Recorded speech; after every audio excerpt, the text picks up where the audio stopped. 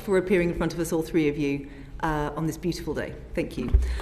So, Secretary of State, if it's all right, because you've been very busy and have made some announcements recently on mental health. So if we could start on mental health, and then we will move to the substantive questions on the reorganisation. Now, there was a dear colleague that showed that mental health spending this year, as an overall spend, will be going down. My understanding is, and correct me if I'm wrong, but that is a reversal of a trend that we've seen since 2018, where it's gone up incrementally year on year since that point.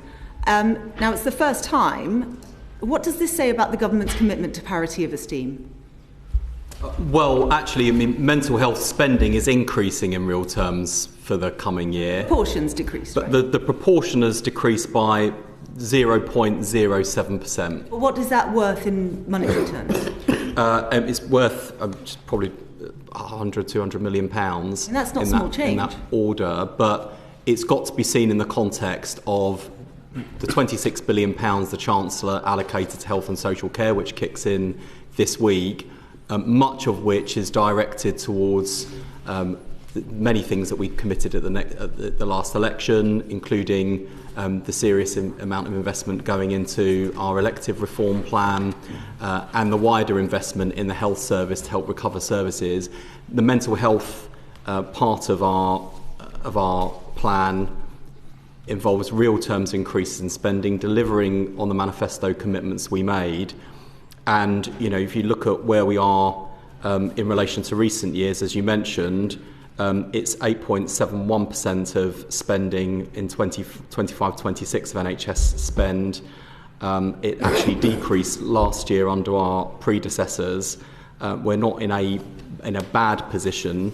And as I say, for people who are watching this closely and care about mental health investment, a real terms increase in spending will mean real improvements for people in terms of accessing mental health services. So I don't want people to draw from my answer any hint of complacency. We are delivering the mental health investment standard through ICBs. So in terms of the investment in services, people should start to feel improvement in mental health services as well as improvement across the rest of the NHS. You mentioned a previous figure, but say that that's a decrease from the year before. Would you be willing to publish the numbers from all the years? I mean, are they?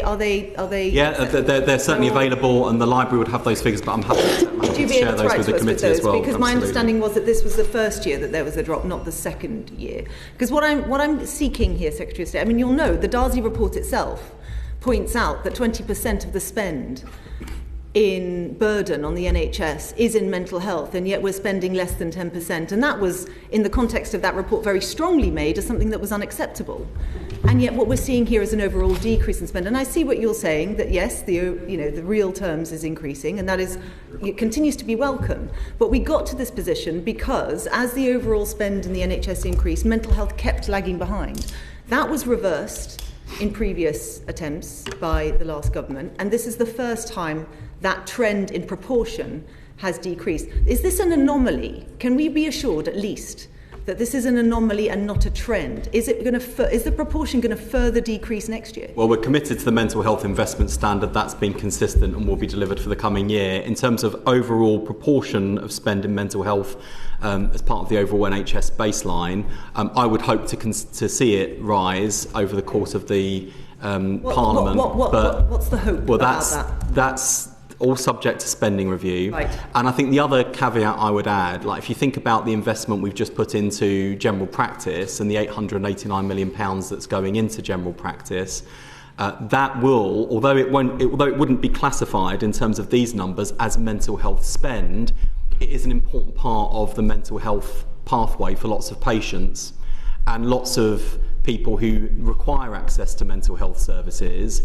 will benefit as a result of being able to see their GP, or as a result of being able to have follow-up appointments with their GPs for ongoing mental health conditions that are being managed in the community. Yeah, which of course brings me on to the waiting lists. I mean, the waiting lists for mental health continue to be very concerning. The longest one is nearly 2 years, but that's more than twice the elective. So I understand what you're saying in terms of access to GPs, but are you concerned that this this reversal of what was a positive trend in trying to tackle that, plus the changes in the planning guidance, means that you are deprioritising mental health in reality?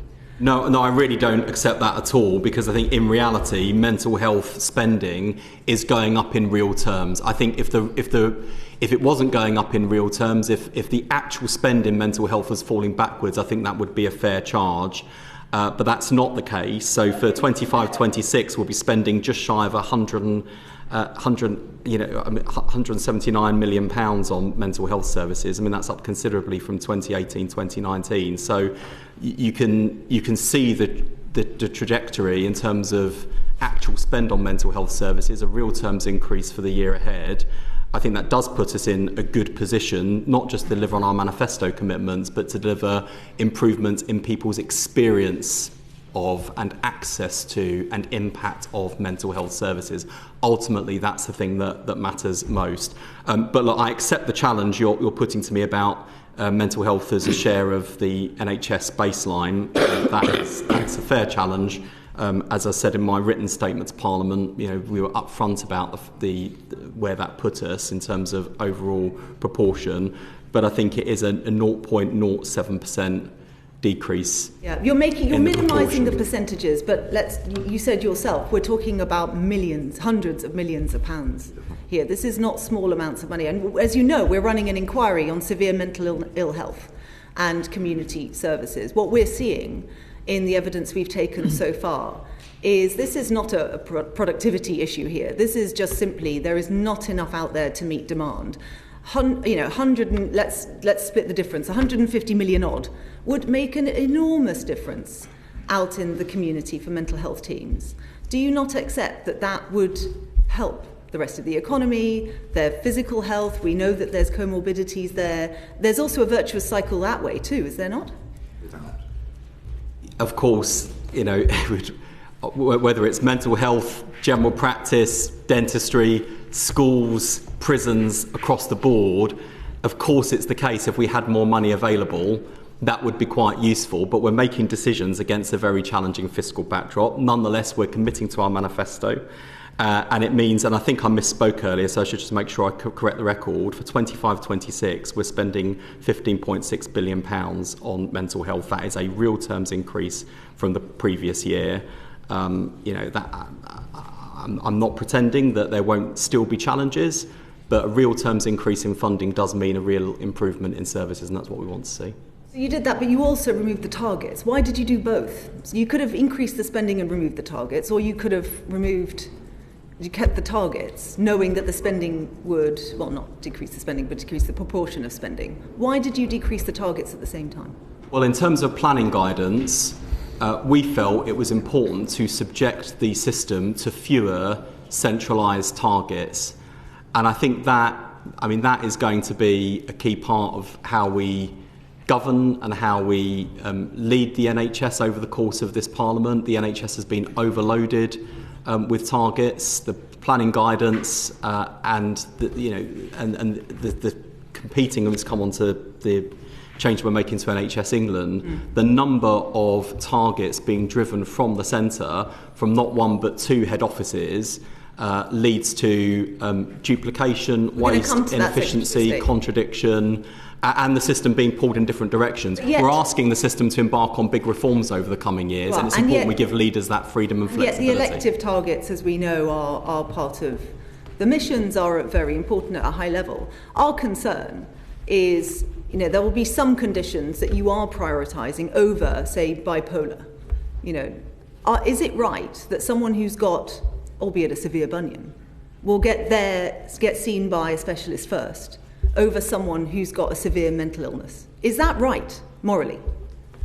Well, we want to see access and waiting times improve across the board, whether we're talking about physical health conditions or mental health conditions. And that's why in mental health we see real terms increases, and the same applies to physical health services as well. And let's not underestimate the link between the two. There are many people on waiting lists at the moment, which despite the progress this government's made of reducing waiting lists 5 months on the trot, including over peak winter pressures, many of those people who are waiting in pain and agony will also be waiting with anxiety and depression because of the debilitating impact of being on physical health waiting lists. And vice versa. You said in the context of the welfare reforms, because obviously the elective plan has been spoken about a lot in the context of the welfare reforms, but the mental health aspect, can I just ask you about a comment you made about overdiagnosis? What's the evidence for that? Well, we've certainly seen a debate since I was asked a question on Laura Kuenssberg about this issue, and I think it is a welcome one. I think what specifically has been diagnosed, and what evidence do you have let's just look at some of the things that have been said and written since my comments. The total number of antidepressants prescribed in England increased by 36% between 2016 and 2023, with a concomitant 23% increase in the number of patients receiving antidepressants over that period.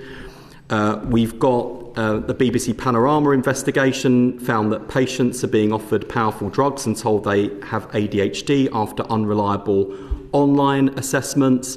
And indeed, Professor Sir Sam Everington and Professor Anise Ismail, both distinguished GPs, wrote in the BMJ recently, too many GPs are under pressure to issue fit notes rather than support and properly evaluate the request. There needs to be a cultural shift about mental health so that return to work is recognised as part of treatment, except for severe mental health problems. So I think there are a number of things that are going on simultaneously here, and I think it's so important to kind of distinguish between a whole range of factors and pressures.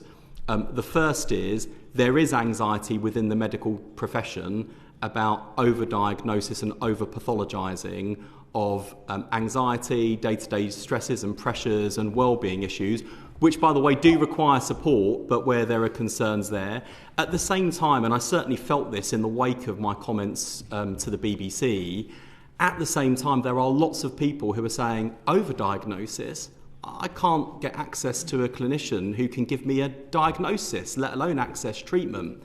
Both of those things, I think, are true and are also related. And I think we've got to distinguish between people who should be on a mental health treatment pathway and those people where earlier intervention with challenges in their lives early on would stop well-being issues becoming mental illness or, worse still, mental health crisis. And I think that's what we're seeing, and that's why we want to make sure we're intervening far earlier. I was really struck by, in your answer, you said since you were asked the question. So when you made the comment that there's overdiagnosis, had you not looked into that before? Was this not? Was no, this that's a why. comment I mean, look, that's why. Based on evidence that you'd seen before? Because I'm sorry, evidence from a BBC Panorama programme and a couple of articles in the BMJ is canaries potentially in a coal mine. But I don't understand this to be a well-evidenced. Well, I think those numbers on prescriptions of antidepressants, I think, should be cause for concern. That could as well be explained by the fact that there is unmet need out in the community, which we're investigating as part of our inquiry, is it not? Yeah, well, I welcome further debate on this, but I absolutely stand by what I said on the BBC to Laura Kuenssberg, and I appreciate sometimes suffer with this affliction of answering direct questions honestly, and that's what I did on Laura Kuenssberg, based on the concerns that clinicians have put to me and lots of families have put to me about anxieties of over-pathologising of well-being issues, and particularly in the CAMS space, young people ending up on CAMS waiting lists with well-being issues which should be dealt with far earlier and more quickly, which is why we've committed to the rollout of IAPS in every primary and secondary school in the country, so that those well-being issues that young people experience do not become mental health illness or, worse still, mental health crisis. But we've got to tread carefully in this debate, because what I wouldn't want, and what I certainly think lots of people heard when they heard that interview, was the sort of Secretary of State for Health and Social Care saying there's an overdiagnosis at the same time they were feeling they were unable to access a diagnosis. And I just say, I think both of those things are true simultaneously, as is often the case in terms of the pressures we're seeing in our health services at the moment. And I think we certainly do, I actually welcome the clinical debate on this, and there are lots of clinicians who are seeing this, supporting what I've said, feeling the pressure, at the same time as people who are cautioning, again, quite rightly and understandably, not to underestimate the level of mental health pressures that exist, particularly for children and young people, but more generally in our society at the moment. I think both of those things can be true. Okay. Let's move on to the organisation. So what is the government seeking to deliver through these reforms? A number of things. First and foremost, we want to make sure that the NHS is well led, and that in terms of the various layers of bureaucracy that exist in the NHS, we're reducing waste, inefficiency and duplication. Where we currently have effectively two head offices for the NHS, we will have one. Where we have duplication of functions across the Department of Health and Social Care and NHS England, we will eliminate that duplication, and that also applies down at ICB levels. We've got too many checkers in the system. We could do with some more doers. We will free up hundreds of millions of pounds in the process that can be redeployed to frontline services. I think that is welcomed by patients. I think it's welcomed by lots of frontline staff who agree with that diagnosis of too many layers. And I just want to sort of say up front, I am mindful that with the scale of the change that we are doing and the level of headcount reduction, there are lots of people whose jobs are at risk. We don't take these decisions lightly, and I don't for a moment suggest that because there is waste, inefficiency and duplication, or that there are too many layers of bureaucracy, that this is somehow a kind of failure on the part of the people who are turning up for work every day, working extremely hard as dedicated public servants. This isn't their failure, but it is a failure of the system they work in. And I wouldn't pretend for a moment that people whose jobs are affected are happy about this change. They will be experiencing the same sorts of fears and anxiety of anyone whose jobs are at risk, and I don't take that lightly.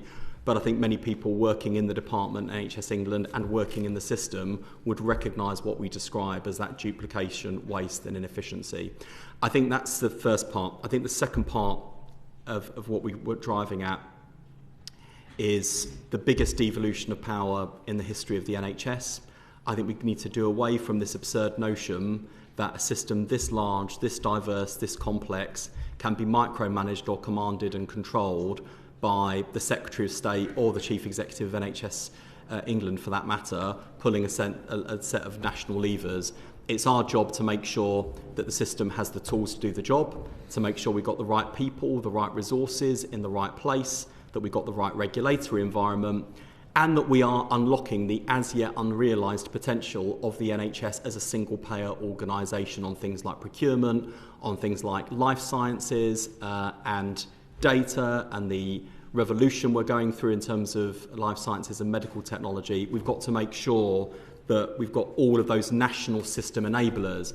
But where is the best innovation coming from? The front line. Where is the real change being delivered? The front line. Where are patients going to benefit most from Labour's reform agenda? The front line. And that's what we're driving at with these changes. So what do you hope that you'll be able to do as a result of this organisation, as the Secretary of State, as the politician pulling the levers, that you couldn't do currently? Put even more money into the front line than the Chancellor already is, and it's really important to remember we were elected on a mandate of investment and reform, and even with the £26 billion the Chancellor has allocated, as you alluded to with your opening set of questions on mental health, we could always do with more money for frontline services, so we've got to go hard after any waste, any inefficiency, any duplication. But as the Secretary of State, I think what I'm trying to do is the most radical thing I think you can do in national government, which is win power and then give it away, and make sure that people who are leading provider organisations, that people who are leading the health and care systems have the tools, the freedoms, the flexibilities to do the job, to drive innovation and to be held to account for the outcomes they achieve rather than being centrally dictated to about the means.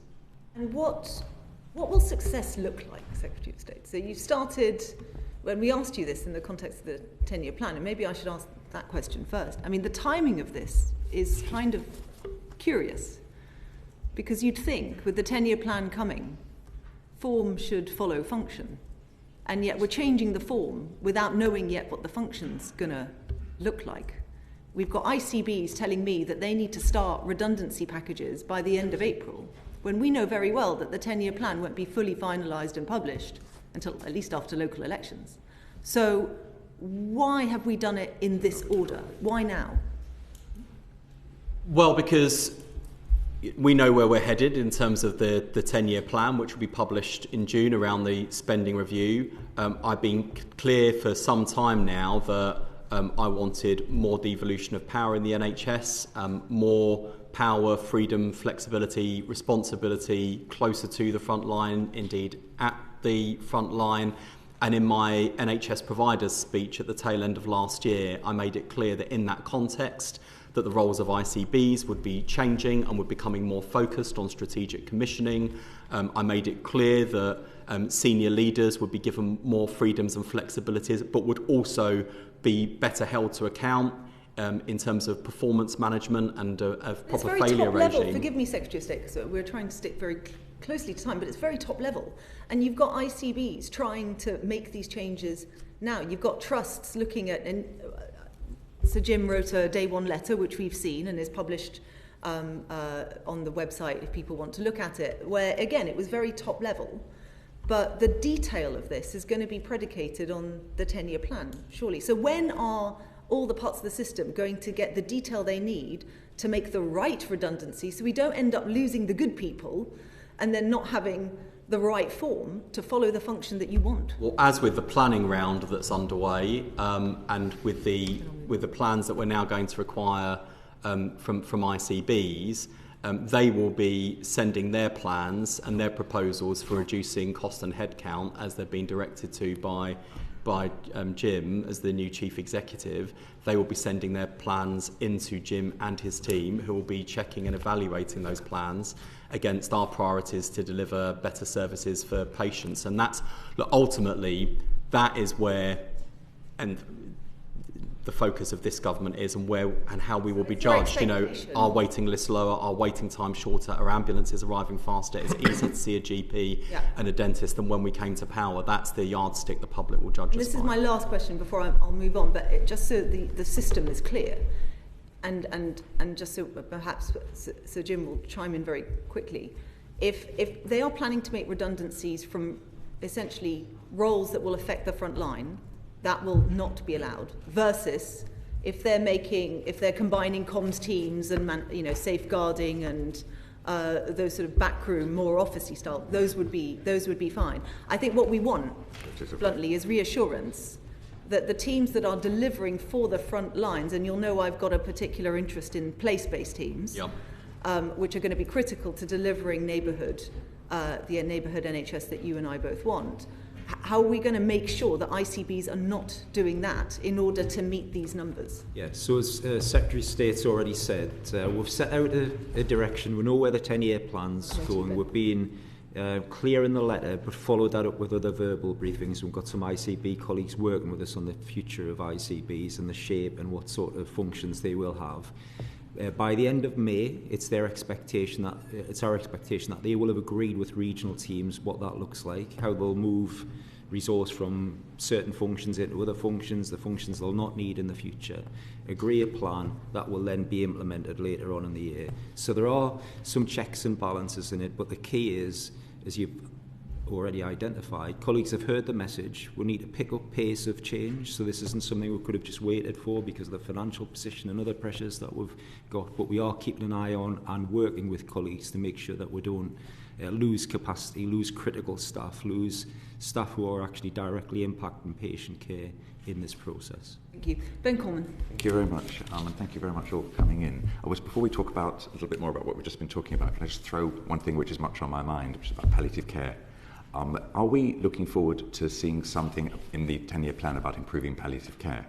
Yeah, we are looking at palliative and end-of-life care in the context of the 10-year plan.